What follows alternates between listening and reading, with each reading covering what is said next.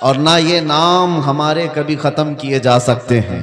कुछ बात तो है कि मिटती नहीं हस्ती हमारी, कुछ बात तो है कि मिटती नहीं हस्ती हमारी।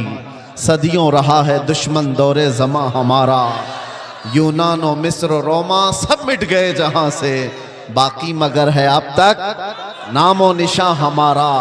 तौहीद की अमानत सीनों में है हमारे, आसान नहीं मिटाना नामो निशां हमारा। और फिर एक बात, बातिल से डरने वाले ए आसमां नहीं है हम, 100 बार कर चुका है तू इम्तिहान हमारा। एक बड़ी लज्जत है, बड़ा अजीब एहसास है बिहार के, बंगाल के, झारखंड के जलसों में। मैं बोलता बहुत भी हूँ आप लोगों के इंतज़ामात और इंसरामात के ख़िलाफ़ भी, रात भर सजाते हैं और बहुत सारे इसके जो नेगेटिव पॉइंट है उस पर बोलता भी हूँ। लाखों का खर्चा करते हैं बिहार में, जलसे ज़्यादा करते हैं, इस पर बोलता भी हूँ। लेकिन दिल में एक एहसास ये भी होता है, जैसी तैसी है कौम, सर्कस में पैसा बर्बाद करने से मेरे मुस्तफ़ा के नाम पर तो लगाती है। किसी और जगह पर इनको छोड़ दिया जाए तो शायद पता नहीं मुजरे करने वालों को देखेंगे लोग। एंटरटेनमेंट की दुनिया है, यहां नहीं तो कहीं और महफिलें लगा देंगे। इसी बहाने कम अज कम यहां शोराए इस्लाम आते हैं, खुतबा इस्लाम आते हैं, और ये एक एक लफ्ज पढ़ते जाते हैं, लोगों के दिलों में रस घोलते जाते हैं। जैसे तैसे ये दीन का निज़ाम इन जलसों के जरिए से कायम है। बहरहाल मेरे अजीजों, एक बात आप समझ करके चलना, यहां पर बैठकर तकरीबन 1 घंटा मुझसे पेशतर हजरत मौलाना साहब ने चंदा भी किया बहुत मस्जिद के लिए। बहुत लोग समझते हैं कि मौलाना लोगों का काम ही क्या है, चंदा करना, रसीद लेके घूमते रहते हैं। तुम्हें अंदाजा है दीन का ये सारा निज़ाम अगर ये मौलवी नहीं होते तो पता नहीं तुम क्या कर रहे होते। ये मदरसे, ये मसाजिद की मीनार, ये सारी चीजें इन लोगों से कायम है।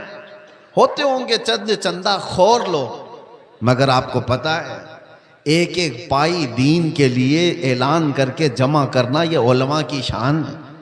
क्या उनके अंदर सेल्फ रिस्पेक्ट नहीं है? क्या मांगना उनकी बचपन की आदत है? नहीं, तुम्हारे दरमियान अगर वो हाथ फैलाते भी हैं तो दीन के नाम पर। मेरे मुस्तफ़ा करीम सल्लल्लाहु ताला अलैहि वसल्लम की शरीयत ताहिरा की बका के लिए मुझे बात याद आती है। मेरे वालिद गिरामी फरमाया करते थे, अल जामियातुल अशरफिया मुबारकपुर आज हिंदुस्तान की एक ऐसी अजीम यूनिवर्सिटी का नाम है जिसके सामने ताजमहल की ऊंचाई भी फीकी पड़ती है। ताजमहल तो लोग टिकट देकर के देखने जाते हैं और फोटो खिंचवा कर आते हैं, मगर अल जामियातुल अशरफिया वो ऐसी जगह है जहां इंसान बनाए जाते हैं। उलमाए रब्बानीन की एक बड़ी जमात पैदा होती है। जब उसकी तामीर का मसला था, बानी जामिया अशरफिया मुबारकपुर हुजूर हाफिज मिल्लत रहमतुल्लाह अलैह इसी तरह ऐलान कर रहे थे कि कोई है जो ला करके जामिया अशरफिया के लिए कुछ सुपुर्द करे। आपको मारहरा मुतहरा के सैयदजादे सैयदुल उलमा ने बिठा दिया और कहा, मौलाना आप बैठ जाइए, मैं सैयदजादा हूं लेकिन इस इदारे के लिए चंदा मैं करूंगा। आले रसूल हूं, मांगने की आदत नहीं, कभी नहीं मांगा। और उसके बाद जब सैयद मियां रहमतुल्लाह ताला अलैह ने ऐलान किया तो जाहिर सी बात है मुझे ये इलाका देख करके वो बात याद आती है। मौलाना तो 11,000 मांग रहे थे। वहां पर छोटा गांव था, छोटी बस्ती थी। जब मांगा जा रहा था चंदा तो एक बूढ़ी औरत एक मुर्गी का अंडा लेकर के आ गई थी। कहा मेरे घर में इसके अलावा कुछ है नहीं, ये चंदे में कबूल कर लीजिए। मुर्गी का अंडा, ये लोगों के जज्बात थे। और ऐसा नहीं है कि वो अंडा देख करके उसको भेज दिया गया कि इसका क्या किया जाएगा, उसको भी कबूल किया गया। और सैयद मियां रहमतुल्लाह अलैह ने फरमाया था, इस औरत ने ज़माने यूसुफ की याद दिलाती है। खरीदारों में उसका नाम आ जाए बस इसलिए हाजिर हो गई। बहरहाल इस निज़ाम पर मैंने थोड़ी सी गुफ्तगू इसलिए की कि उलमा को हकीर मत समझो। या उलमा ज़वील एहतराम अगर दीन के नाम पर तुमसे कुछ तलब कर रहे हैं तो सारे लोगों को एक कैटेगरी में मत शुमार करो। एक जुमला मैं आपसे कहता हूं, तवज्जो से सुनना। हर दाढ़ी वाला चोर नहीं होता, लेकिन चोर दाढ़ी रख लेता है। चोर अपनी चोरी छुपाने के लिए दाढ़ी रख लेता है। हाँ, इस फार्मूले को समझ करके चलें और इसको हर जगह फिट ना करें। दाढ़ी वाले को देख करके हिकारत से देखना मेरे अजीजों, हरगिज नहीं। कुछ चोर अगर इस तरह के लिबास पहन लें तो ऐसा थोड़ी ना होता है कि हम ये भी तो नहीं कह सकते कि हर चाय वाला चोर है। नहीं कह सकते, नहीं कह सकते। सबको एक कैटेगरी में कैसे शामिल कर दें? ये एक जुमला आप याद रखें, मैं किसी का नाम नहीं ले रहा हूं। और दूसरी बात, उलमाए ज़वील एहतराम के लिए खास तौर पर मैंने आयत करीमा की तिलावत की है खुतबे में, खुतबे के बाद। यंसुरकुमुल्लाहु फला गालिब लकुम, अगर अल्लाह तुम्हारी मदद करे तो कोई ताकत तुम पर गालिब नहीं आ सकती, कोई तुम पर गलबा नहीं हासिल कर सकता। ये एक जुमला कुरान पाक का इतना पावरफुल है, इतना पावरफुल है कि अल्लाह तुम्हारी मदद करे तो कोई गालिब नहीं आएगा। और अगर कोई गालिब आया हुआ है हमारे ऊपर तो इसका मतलब है कि तुम महरूम हो या हम महरूम हैं उस अजीम मदद से जिसका वादा कुरान में अल्लाह ताला ने फरमाया, वो हमारे अमाल की बुनियाद पर। मुर्शिद गिरामी हुजूर ताजुल शरिया रहमतुल्लाह ताला अलैह एक आयत की तफसीर फरमाते हुए हमसे कह रहे थे कि एक साहब आए और उन्होंने कहा कि हजरत हमारे गांव में बहुत फसादात हो गए, वायलेशन हो गया, लेकिन मुसलमानों को पकड़ पकड़ करके पुलिस ले जा रही है। 8-10 दिन हो गए, अभी तक थमी नहीं है ये गिरफ्तारियां। और वो बयान करते करते उन्होंने ये कहा कि ये सारी पकड़ धकड़ जो चल रही है इसकी सारी मुखबिरी मुसलमान ही करते हैं। कौन कहां किस घर में छुपा है और क्या क्या कर रहा था सब मुसलमान ही बताते हैं और आकर के इनको अरेस्ट किया जाता है। तब हजरत ने एक आयत पढ़ करके हमें बताया था, कुरान में अल्लाह फरमाता है वलन यजअलल्लाहु लिलकाफिरीना अलल मुमिनीना सबीला। अल्लाह कुरान में फरमाता है हरगिज हरगिज अल्लाह ताला काफिरों को ईमान वालों पर गलबा नहीं देगा, कभी नहीं। लन का लफ्ज है नफी ताकीद के साथ। हरगिज अल्लाह तबारक व तआला काफिरों को ईमान वालों पर गलबा नहीं देगा। हजरत फरमाते मगर ये कि किसी काफिर की मदद मुसलमान ही करे तो वो काफिर मुसलमान के रास्ते से दूसरे मुसलमान पर गलबा करेगा। बात समझ में आ रही है? एक मुसलमान को जरिया बना करके ही दूसरा कोई तुम्हारे घर पर हमला करेगा। आज के हालात पर मैं जो बात कर रहा हूं सुनो मेरे अजीजों, बहुत सारे मुसलमान अपना फ्यूचर आज बना नहीं पा रहे हैं। इनको पता ही नहीं है किसके साथ जाना है और किसका साथ देना है। हालात ऐसे हैं कि किसी और मुसलमान को गिराने के लिए एक मुसलमान किसी काफिर और मुशरिक की मदद पर भी राजी हो जाता है। यही मैं बता रहा हूं कि कभी तुम्हें कोई कौम मगलूब नहीं कर सकती जब तक कि तुम्हारे अंदर के गद्दार तुम्हें मगलूब ना करें। जब तक हमारे दरमियान मौजूद जमात के मुनाफिकीन हमारे खिलाफ ना खड़े हों तब तक कोई कौम हमें डायरेक्ट नहीं गिरा सकती। अभी 1 महीने पहले की बात मैं बताऊं, और सीनियर ऑफिसर ने मुझसे कहा कि मौलाना आप डरते क्यों हैं? आपकी कौम को कोई भी हरा नहीं सकता, यह हम जानते हैं। ये मैं सुनता था पहले, लेकिन डायरेक्ट सुना, आपकी कौम को कोई कुछ नहीं कर सकता, आपकी कौम ही आपकी कौम को बर्बाद करती है, बाकी कोई नहीं कर सकता। आज भी दूसरों को इस बात का यकीन है कि हमें कोई भी गलबा हासिल करके गिरा नहीं पाता जब तक कि हमारा अंदर का मुनाफिक उसका साथ नहीं देता। ये गद्दारों की जमात, ये मुनाफिकीन की जमात, मैं जानता हूं सैफी साहब यहां मौजूद है, मैं आपसे कह रहा हूं कि उस वक्त कैफियत क्या होती होगी। ये स्टेज पे मौजूद सारे उलमा, हमारी बिरादरी, उलमा बिरादरी, हम गिरफ्तार होकर के 200 लोगों के दरमियान हैं, पहरेदारी में कोई कसर नहीं छोड़ी जा रही है, कोई कसर नहीं छोड़ी जा रही है। सारे इर्द गिर्द हमारे अतराफ कुर्सियां लगाकर बैठे और सवालात पे सवालात, सवालात पे सवालात। और उस वक्त इन्वेस्टिगेशन करने वालों को कुछ लोगों के मैसेजेस आते हैं और कहते हैं ये मौलाना से ये भी पूछो, ये भी पूछो। क्लिपें हमारी काट काट करके भेजी जा रही हैं तकरीरों की कि इन्होंने यहां पर ये कहा, इन्होंने यहां पर ये कहा।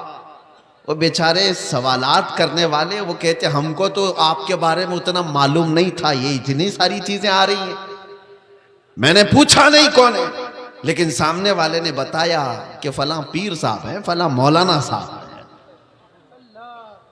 मैं जानता हूं मेरे अजीजों, मैंने इससे कबल बड़े जज्बात में कहा था, वो भी जानते होंगे जिन्होंने ये सब काम किए हैं हमारे दिल पर क्या गुजर रही थी उस वक्त।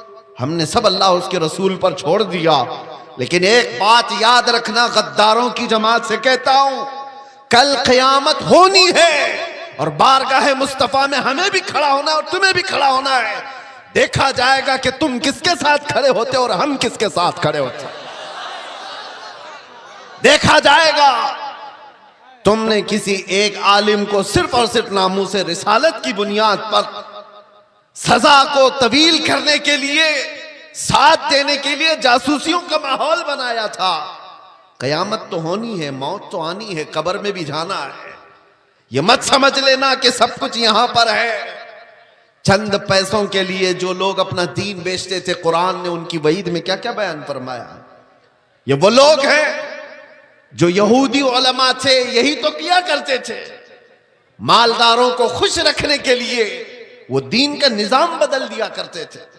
अब देखना जैसे जैसे ये सख्ता पावर में आज लोग हैं, हुकूमत में जो लोग हैं, मजबूत से मजबूत होते जाएंगे तो तूफान आएगा बहुत सारों के अंदर।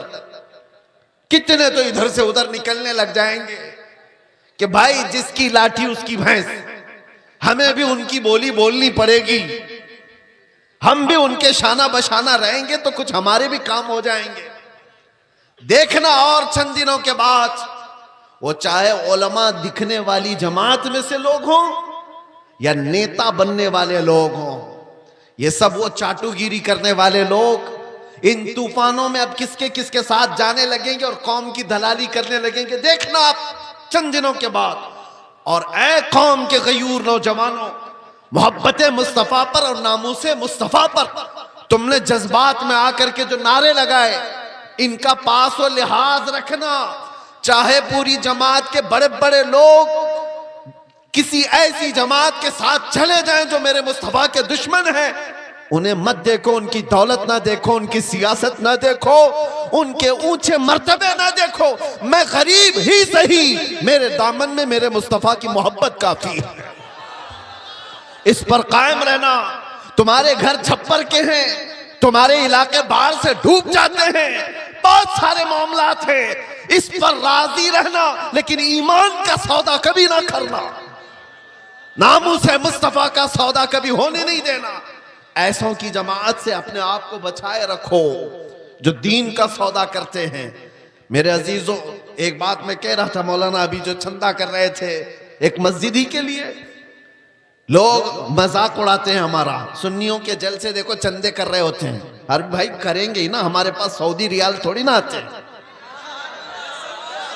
हम तो गरीबों से ही बना रहे हैं जो कुछ भी बना रहे हैं। हमारे पास कौन सी हुकूमत है? ना सऊदी है, ना कतर है, ना कुवैत है, कुछ नहीं है। हो सकता है तुम्हारे पास डॉलर भी आते हो, रियाल भी आते हो, पाउंड भी आते हो, तुम्हारे आकाओं से सब आता होगा। ये गरीबों की बस्ती में जो आता है इनकी मेहनत मजदूरी की कमाई से ही आता, और इसीलिए रियालों पर पलने वालों से डर कौम को, दुनिया को नहीं है। इन गरीबों की बस्तियों से लोगों को डर है कि इनकलाब पैसे के लालचियों से नहीं आता, ये ईमान पर जिंदा रहने वाली गरीब कौम से इनकलाब आता है। गुरबा से दुनिया डरती है। आपको पता है कैसर और किसरा की ताकत का अंदाजा लगा सकते हो? कैसर कहते थे रोम के बादशाह को, किसरा कहते थे ईरान के बादशाह को। ये उस जमाने की बात कर रहा हूं जब तकरीबन पूरी दुनिया में दो बड़े सुपर पावर हुकूमतें थीं। Super power, Persian empire, Roman empire. Roman empire कैसर, पर्शियन एम्पायर किसरा। ये मेरे मुस्तफा करीम सल्लल्लाहु ताला अलैहि वसल्लम के जमाने की बात कर रहा हूं। और जब हुजूर पाक के जमाने से थोड़ा सा जमाना आ गया सिद्दीक अकबर का, फारूक आजम का, मदीने से ये सहाबा की जमातें निकली थी और ये बात कर रहे थे कैसर और किसरा से मुकाबले की। सोचो सीमांचल के गरीब लोग, बस्तियों में रहने वाले, जिनके यहां पक्की सड़क भी ना हो, और वो गांव के रहने वाले अगर ये कहे हम अमेरिका से लड़ने वाले हैं, रशिया से लड़ने वाले हैं, तो दुनिया मजाक ही तो करेगी। दुनिया क्या कहेगी? अरे तुम्हारे छप्पर के घर हैं और तुम बात कर रहे हो सुपर पावर से लड़ने की। बिला तशबी बिला तमसील सहाबा इकराम जिस वक्त ये बात कर रहे थे कि कैसर और किसरा को भी हम फतह कर लेंगे, रोम और ईरान को भी फतह कर लेंगे, मक्का वाले ठट्टा मार करके हंसते थे। जिनके पांवों में चप्पल नहीं, जिनके कपड़ों पे पैबंद लगे रहते हैं, जो 10 लोग एक खजूर पर पूरा दिन गुजारते हैं, ये वो मोहम्मद अरबी के गुलाम है। रोम और ईरान फतह करने की बात कर रहे हैं।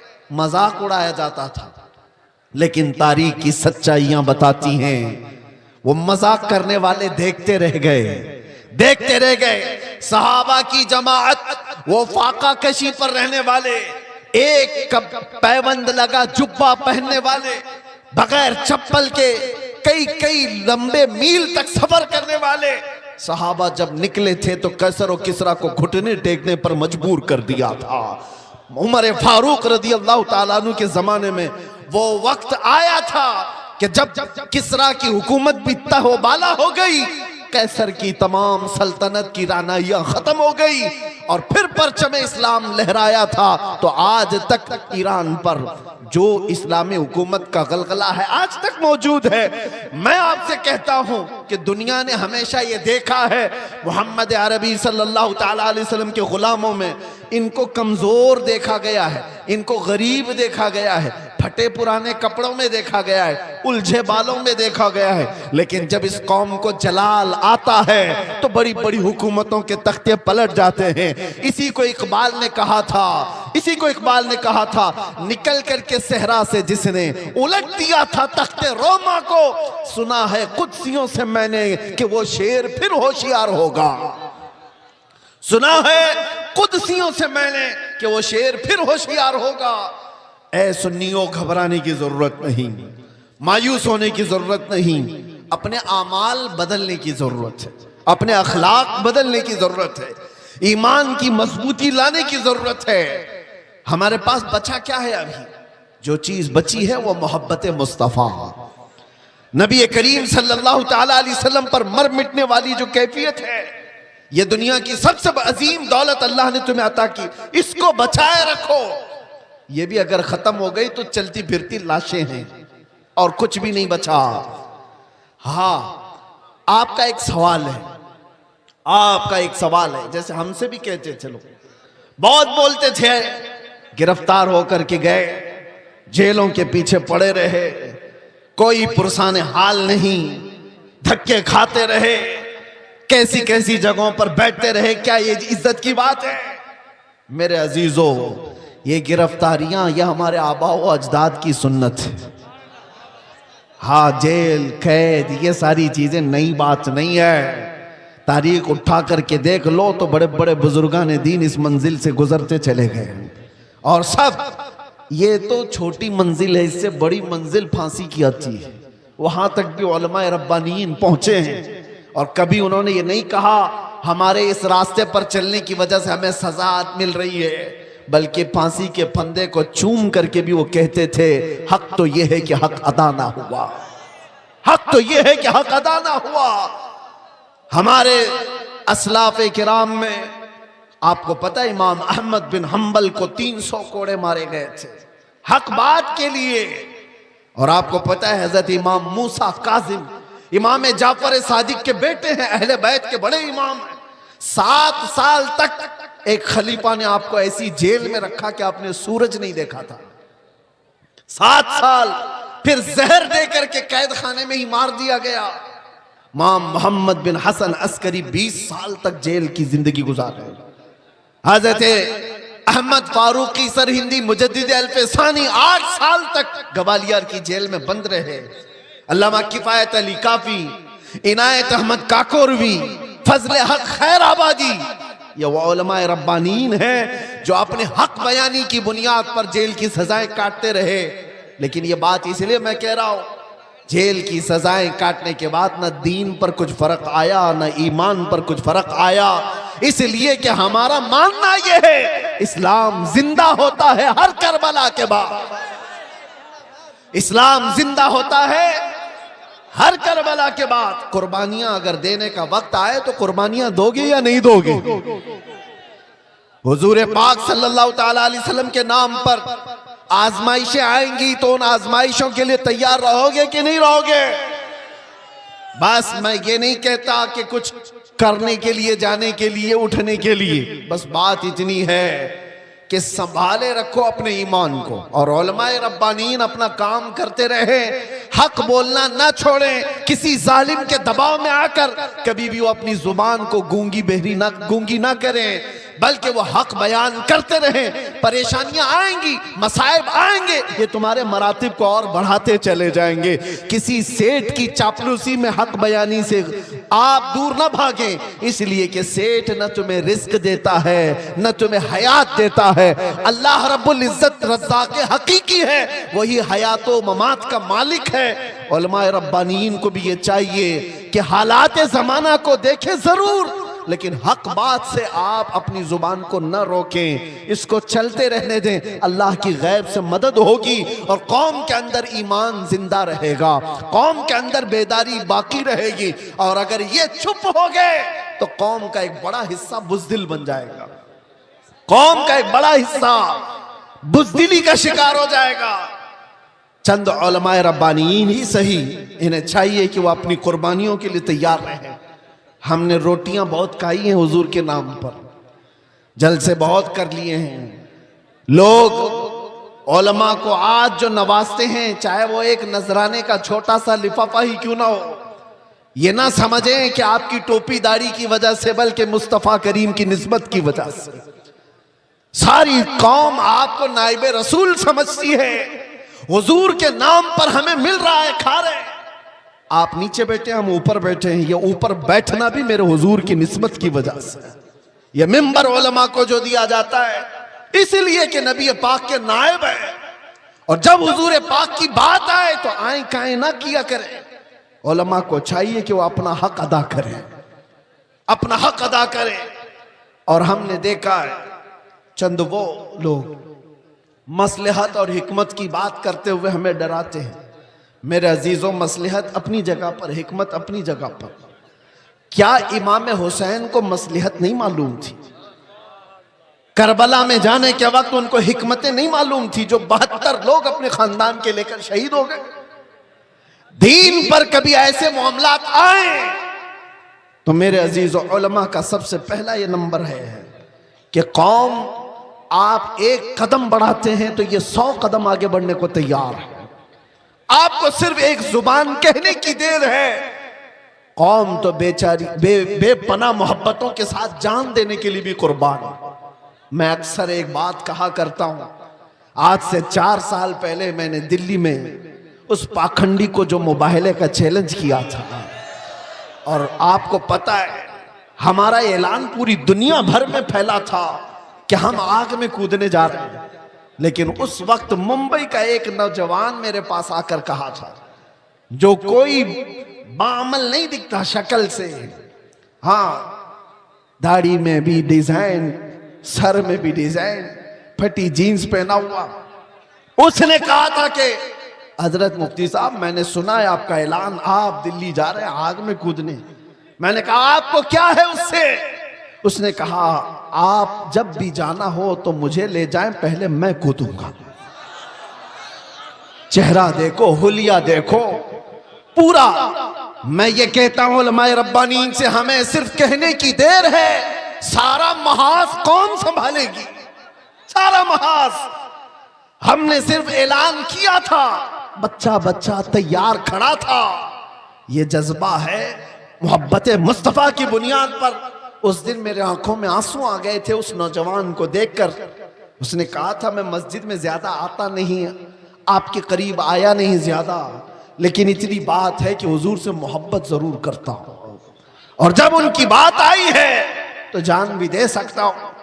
मैं आपको बताऊं, उसी नौजवान को देखकर आंखों में आंसू आए।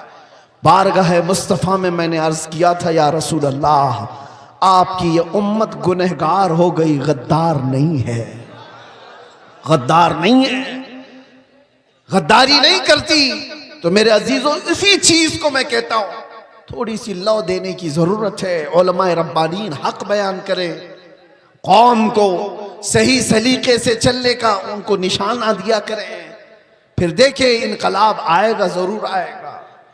हमें आज ये पता ही नहीं है किसके साथ जाना है, किसके साथ बैठना है, किसके साथ उठना है। जो देखा उसकी तरफ चल पड़े, ऐसा नहीं होता। उम्मत मुस्तफा तुम खैर उम्मत हो, हर कोई तुम्हारा आइडियल नहीं बन सकता, हर कोई तुम्हारा रोल मॉडल नहीं बन सकता। तुम्हारा रोल मॉडल खालिद बिन वलीद हो सकता है, तुम्हारा आइडियल सलाहुद्दीन अय्यूबी हो सकता है। अरे गैरे नत्थू खेरे को देखोगे तो बुज़दिली तो आएगी।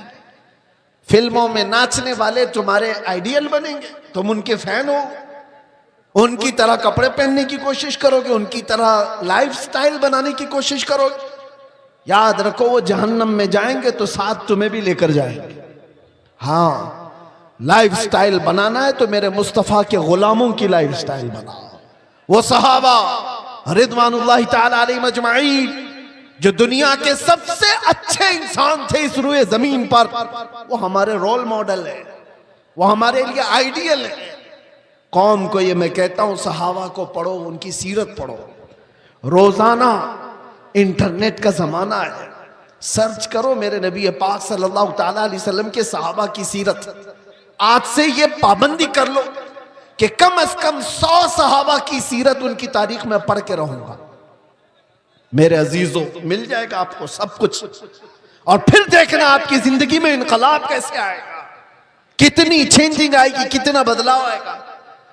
24 घंटे में 18 घंटे तो फेसबुक के रील्स वगैरह देखने में गुजार देते हो, इंस्टा के रील्स देखने में गुजार देते हो, फेसबुक के वीडियोस देखते हुए यूट्यूब में मगन रह जाते हो। काश उसका आधा वक्त तुम रसूलुल्लाह के दीवानों को पढ़ने में लगाओ, फिर किसी और चीज की तुम्हें जरूरत ही नहीं। मेरे अजीजों, इतने बड़े जलसों की भी तुम्हें हाजत नहीं पेश आएगी।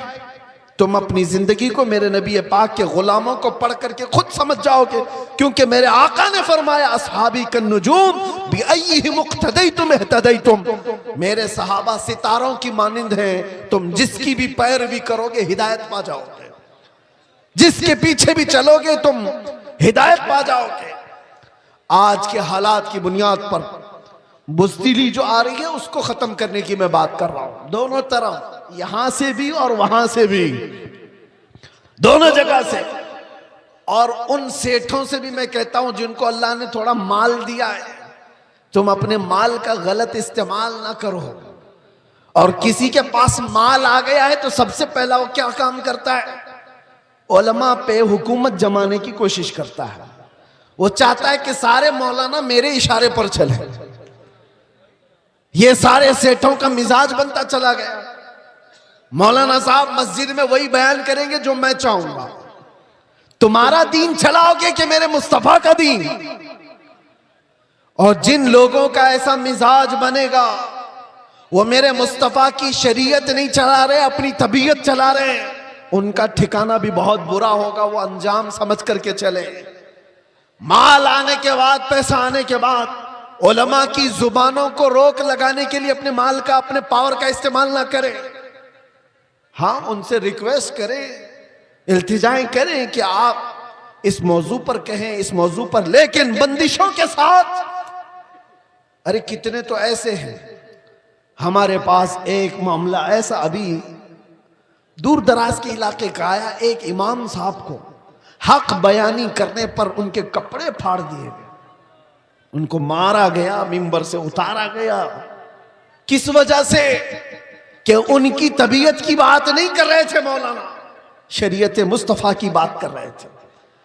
तुम सूद खाते रहोगे और उलमा नहीं बयान करेंगे, शराब पीते रहोगे उलमा नहीं बयान करेंगे, चोरी करते रहोगे उलमा नहीं बयान करेंगे। अगर तुम्हें तुम्हारी बुराइयों के बारे में बताने से बुरा लगता है तो डॉक्टर के पास भी मत जाना। वो तुम्हारी बीमारियों को जब बताता है तो क्या थप्पड़ लगाते हो? जब तुम्हें वो कहता है कि तुम्हें बुखार हो गया है, पेट में अल्सर हो गया है, तो क्या थप्पड़ लगाओगे? गिड़गिड़ाने लग जाओगे, डॉक्टर साहब इलाज कर दो, जल्दी से अल्सर निकाल दो। यही काम जब उलमा तुम्हारे साथ करे, रूहानी बीमारियां तुम्हें लगी हैं, तो तुम्हारे दिल में रिक्कत तारी हो जाना चाहिए और सोचना चाहिए। आओ उनके पास, कहो कि हमें इन बीमारियों से आजाद करा दो, इन गुनाहों से, इन बीमारियों से, इन बलाओं से हमें आजाद कराओ। लेकिन उल्टा है, पैसों का जोर ऐसा कि उलमा की दाढ़ियां खींच ली, उनके जुब्बे खींच लिए, उनकी इज्जतों पर उंगलियां उठाने लग गए। ये मिजाज बदलो मेरे अजीजों। और आज जलसों के सिलसिले में एक और बात मैं कह के जा रहा हूं। इंतजामिया जितने जलसे करते हैं, बाहर से आने वाले शायर, बाहर से आने वाले मुखर्रिर, ये सारे अपनी जगह पर। तुम अपनी मस्जिद के इमाम को अगर खुश नहीं रख सकते तो इन जलसों को क्या हासिल है? इन जलसों का क्या हासिल है? लाखों रुपए जमा करते हो और ये सब पे खर्चा करते हो। मस्जिद का इमाम 5,000 के लिए तरस जाता है। मोहल्ले के इमाम को समझते हो कि ये तो घर की मुर्गी है, दाल बराबर, इसको तो चलाया जा सकता है। वो तुम्हारे साथ साल के पूरे दिन रह रहा है, हम तो आधा घंटा, 1 घंटा आकर के जा रहे हैं। जो साल भर तुम्हारे साथ खिदमतें कर रहा है, उसका दिल ज्यादा खुश रखो। अगर वो मुतहर्रिक नहीं होता तो तुम्हारे पास दीन का मिजाज आता कहां से? तुम्हारे बच्चे कुरान पढ़ते कैसे? अगर वो मेहनत ना करे तो अलिफ से बा तक ना आए बच्चों को, तो फिर सबसे पहला हक है उसका। ये मिजाज भी बिहार हो कि कहीं पर भी हो, मैं ये देना चाहता हूं। हम नजराने के लिए नहीं आते, एक बात याद रखें कान खोल करके। बहुत सारे लोगों ने मैं बना रखा होगा, मैं आज ऐलानन ये कहता हूं, हमारे नाम पर कोई दलाली ना करे। हमारा कोई एजेंट नहीं है जलसों के लिए। हम तारीख के लिए बहुत सारे लोग फोन करते हैं, और कितनी हमारे पास ऐसी खबरें आई कि फला ने तारीख दिलाने के नाम पर 50,000 ले लिए, 1 लाख ले लिए। कौम से मैं कहता हूं, किसी को 1 रुपया भी देने की जरूरत नहीं। अल्लाह रब्बुल इज्जत ने हमें जितना अता किया है वो बहुत है, बहुत है। मैंने जलसों को कभी भी जरिए माश नहीं बनाया है। अल्लाह शाहिद है, अल्लाह शाहिद है। किसी भी जगह हमने कभी कोई डिमांड नहीं किया। हाँ, खुशियों के साथ, मोहब्बतों के साथ लोगों ने जो दिया रख लिया, अलग बात है। कभी किसी से तकाजा किया हो तो मेरे सामने खड़ा होकर के बता दे, कभी नहीं। ये बात इसलिए कर रहा हूं कि अल्लाह तबारक व तआला ने जो अता किया वो बहुत है। हम अपने पैसे से सफर का खर्चा भी निकाल सकते हैं और आकर के बगैर किसी चीज के जा भी सकते हैं। हमें किसी चीज की हाजत नहीं। लेकिन आज से मैं कहता हूं, मकामी उलमा को पहले खुश रखो। अगर वो खुश रहे तो दीन का मिजाज बना रहे, और अगर उनको इस हालत में रखे हो कि उनको देखो तो लगे कि यतीम है, बेसहारा है, लावारिस है। किसने इनकी हालत बना रखी है? ये जेबों पर लोगों की नजर क्यों डालने लग गए? तुमने खुश नहीं रखा। तनख्वाहों में कटौती ऐसी करते चले गए कि उनको एक एक पाई के लिए तरसाते रह गए। मैं जानता हूं कई इमाम ऐसे हैं जो मस्जिद के दिए हुए छोटे से घर में अपनी पूरी जिंदगी गुजार कर चले गए। मदरसे में मुख्तसर सी तनख्वाह पर 40 साल पढ़ाते रह गए। ये सारे खिदमात उनकी अपनी जगह पर। हां, कुछ लोग अगर बिगड़े हुए हों तो उलमाए सू हो सकते हैं, मैं उनकी वकालत नहीं कर रहा हूं। कौम का मिजाज बदलने की बात कर रहा हूं। कौम का मिजाज, हमें बुलाने की कोई आजत नहीं। हम अपनी जगह पर बैठे, जहां से तकरीर करेंगे फैल जाएगी, आ जाएगी आप तक। मुंबई में खड़े होकर के जुमा में खिताब करते हैं तो पूरी दुनिया में फैलती है, आ जाती है। हम सिर्फ और सिर्फ बड़े इसरार की वजह से आ जाते हैं। हम ये नहीं चाहते कि आपका माल जाया हो, बर्बाद हो। आप ये सारे माल का जो सही इस्तेमाल है वो अहले सुन्नत व जमात की मजबूती के लिए ही पर लगा। ये क्या मिजाज है बना रखा है? बहुत सारी फॉर्मेलिटीज हम देख रहे हैं। नात खानी भी नोट खानी की तरह, जिसको देखो उसको पैसों की तलब में अगर नात पड़ी जाती है तो वो नात नहीं रहती है, वो नात नहीं, उससे इश्क मुस्तफ़ा नहीं आता।